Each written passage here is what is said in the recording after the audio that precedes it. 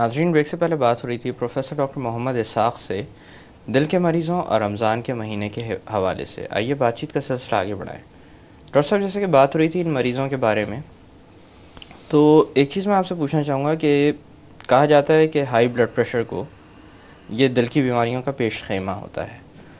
इसी तरह से अगर हम बात करें लो ब्लड प्रेशर की, क्योंकि मैं अक्सर व बेशतर ये देखता हूँ कि ख़वातीन और कुछ यंग एज के बच्चे इसलिए रोज़ा नहीं रखते कि उनका ब्लड प्रेशर लो हो जाता है। इसी तरह से कुछ कार्डियक पेशेंट्स भी इसीलिए नहीं रखते कि वो दवाएं ले रहे होते हैं और उनका ब्लड प्रेशर लो ना हो जाए। तो ब्लड प्रेशर का लो होना कितना ख़तरनाक साबित हो सकता है और ये कितना बड़ा मसला है?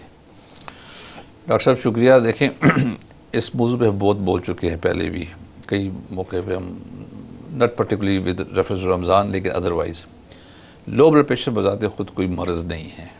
ठीक है जी। हर शख्स का ब्लड प्रेशर दूसरे से मुख्तलिफ होता है और ब्लड प्रेशर की एक रेंज होती है जी। ख़वातीन में देखा गया है कि ब्लड प्रेशर मर्दों की निस्बत कम होता है और ये उनका नॉर्मल ब्लड प्रेशर होता है। ठीक है। मसलन 100 ख़वातीन यंग लेडीज़ में 100 सिस्टोलिक और नीचे का 60 एक कॉमन है, जबकि मर्दों में 100 बहुत अनयूजुअल होता है, 120 130 इस तरह होता है। तो एक शख्स का अगर ब्लड प्रेशर है ही लो तो इसका फिजियोलॉजिकल नॉर्मल ब्लड प्रेशर है, इसके लिए परेशान होने की कोई ज़रूरत नहीं है। क्योंकि ये ब्लड प्रेशर मुस्तकिल उसका इसी लेवल पे रहता है, तो ये दिस इज़ हिज नॉर्मल। जैसे किसी का वेट है, हाइट है, तो इस तरह ब्लड प्रेशर भी एक कुदरत का हर एक मेजरमेंट होती है, उस हिसाब से होता है। अलबत्ता अगर ब्लड प्रेशर वक्ती तौर पे कम हो जाए तो वो आपके लिए परेशानी का बायस हो सकता है जी। ख़वातीन में कुछ चीज़ें ऐसी होती हैं कि उनके अंदर बाज़ दफ़ा एनीमिक होती हैं, खून की कमी अक्सर होती है हमारी ख़वातीन के अंदर, क्योंकि उनकी जो मेंस्ट्रुएशन होती है उसमें खून ज़ाया होता है। खुराक भी वो खुराक भी वो मर्दों की निस्बत स्पेशली लोअर क्लासेस में कम होती है। जो बच्चा कुछ होता है वो लेट्स को दिया जाता है, आपको पता है। तो ख़वातीन में एक तो एनीमिया होता है, दूसरा उनमें रिज़र्व ज़रा कम होते हैं। तो अगर वो फ्लूइड वॉल्यूम उनका वाटर इनटेक वगैरह पूरा ना हो तो उनका ब्लड प्रेशर कम हो सकता है। तो और फिर बच्चों के अंदर भी वही है पोजीशन होती है जो ख़वातीन में होती है, उनके रिज़र्व्स भी जो कम होते हैं। तो इसलिए इनको ये कहा जाता है, हम छोटे बच्चों को, बहुत छोटे बच्चों को डिस्करेज करते हैं कि वो रोज़ा ना रखें, स्पेशली अगर लंबा रोज़ा होता है जी। बहरहाल फिर भी ये हमारी मज़हब है, ट्रेडिशन है और लोग रखते हैं और वहीं से ट्रेनिंग शुरू होती है। हम लोगों ने बचपन में ज़िद करके रोज़े रखे थे, तो अब हम रखना आसान है हमारे लिए।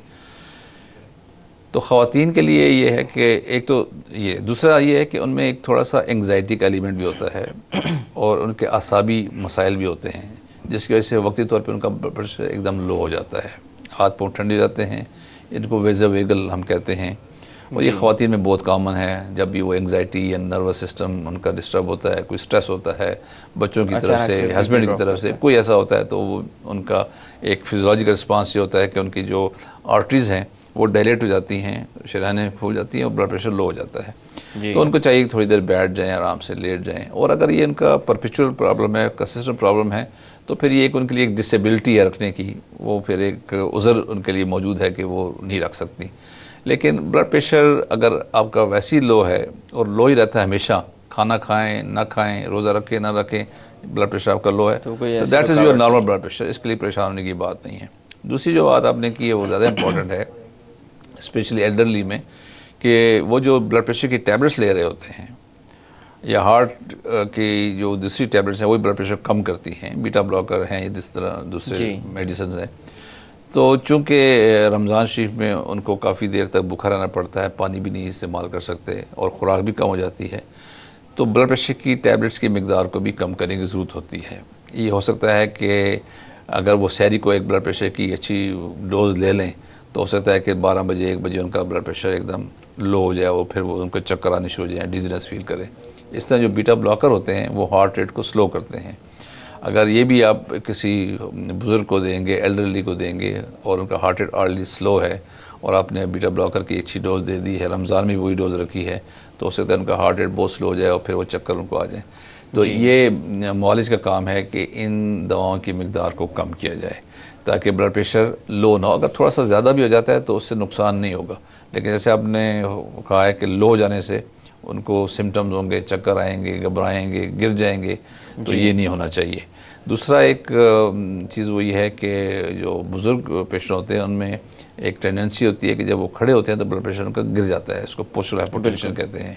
और कुछ दवाइयाँ भी ये काज करती हैं और कुछ उनकी नर्वस सिस्टम जो है वो वीक हो जाता है एज के साथ, तो उनके लिए भी ये है कि वो दवाइयाँ उनको कम से कम दी जाएँ ताकि वो ब्लड प्रेशर जो है वो मेंटेन कर सके। और दूसरा उनको ये कहना चाहिए कि जब वो तरावी में खड़े हों, काफ़ी देर तक खड़ा होना पड़ता है, और फिर वो जब बैठते हैं और फिर उठते हैं तो उसमें उनको चक्कर आने के इम्कान होते हैं। तो इसलिए बुज़ुर्ग लोगों से अर्ज़ी है कि 70 साल या 75 की एज के जो लोग होते हैं और ब्लड प्रेशर की टैबलेट ले रहे होते हैं, वो अगर बैठ के भी तरावी सुने तो कोई हर्ज नहीं है, क्योंकि कुरान शरीफ सुनना है। और अगर और बाज़ लोग देखें वो 5 रोज़े के लिए जाते हैं या 10 रोज़े के रात को 5-5 6-6 सिपारे सुनते हैं, काफ़ी देर खड़ा होना पड़ता है। उसमें फिर जो सीनियर सिटीज़न हैं या एल्डरली पेशेंट हैं उनको चक्कर आने के इम्कान होते हैं, वो बैठ कर सुन सकते हैं। अगेन डॉक्टर जो उनका नॉलेज है उस पर बड़ी ज़िम्मेदारी आती है कि वो उनकी दवाओं को प्रॉपरली एडजस्ट करे और उनको प्रॉपर एडवाइस करे कि वो तरावी के सिलसिले में और नमाज के सिलसिले में क्या एहतियाती तदाबीर अख्तियार करें ताकि रोज़ा उनका खैरियत से गुजर जाए, कामयाब। एक और जो है रमज़ान शरीफ में एक और चीज़ डॉक्टर साहब को बताऊँ, वो आपने शायद टच नहीं की या आपके ज़हन में नहीं, वो उम्रा है।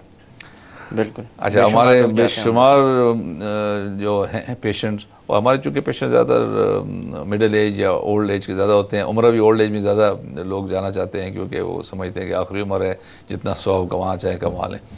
तो उम्र के लिए भी लोग जाते हैं, वो भी हमसे आके पूछते हैं कि जी हम जा सकते हैं कि, तो वो भी हमें फिटनेस करनी पड़ती है कि is the patient fit to perform उम्रा, क्योंकि आपको पता है आजकल उम्र में बहुत रश होती है और बावजूद इसके कि बेहतरीन सहूलतें मौजूद हैं, फिर भी मुशक्क़त काफ़ी उसमें इन्वॉल्व होती है। और स्पेशली जो अंजाना के पेशेंट हैं उनको दर्द वर्द की शिकायत का सिलसिला होता है, तो वो भी हम उनको सारी एहतियाती तदाबीर वगैरह बताते हैं। उनकी भी डोजेज़ को, दवाओं को उस तरह एडजस्ट करना पड़ता है। कुछ दवाइयाँ हैं मसला उनको हम वो पैच देते हैं वो लगाने के लिए, तो वो लगा लें जब वो तवाफ़ कर रहे हों, सही कर रहे हों।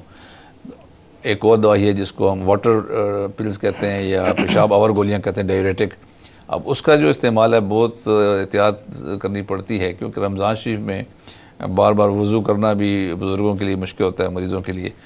तो ये इसमें ज़्यादा जो ज़िम्मेदारी है डॉक्टर साहब वो डॉक्टर की है कि डॉक्टर अपने मरीज़ को प्रॉपर इंस्ट्रक्शन दे, उसको ट्रेन करे, और मरीज़ की ज़िम्मेदारी सिर्फ ये है कि वो डॉक्टर के पास आके अपनी कैफियत बता दे और अपनी जो भी उसकी शिकायत हैं, सिम्टम्स हैं, वो उसको आगाह करे और जो दवाइयाँ ले रहा है वो बता दे, और उसका जो मामूल है और उसकी जो रूटीन है वो भी बता दे कि वो क्या करता है, ताकि डॉक्टर उसके हिसाब से उसको बता सके क्या एडजस्ट कर सके। तो ये अगर दोनों की तरफ से इंफॉर्मेशन का, कम्युनिकेशन का तबादला होगा तो फिर ये है कि मिनिमम प्रॉब्लम्स राइज होंगे और खैरियत से रमज़ान गुजर जाएगा, खैरियत से उम्रा हो जाएगा और सवाब भी हासिल होगा और बग़ैर किसी दिक्कत के या परेशानी के। और डॉक्टर का भी यही ऑब्जेक्टिव है, होता है। डॉक्टर साहब, यहाँ पर थोड़ी देर की बातों का सिलसिला रोकते हैं। नाज़रीन, वक्त हुआ एक छोटी सी कमर्शियल ब्रेक का। ब्रेक से वापस आकर दिल के मरीज़ों और रमज़ान के हवाले से मज़ीद बात की जाएगी। Stay with us.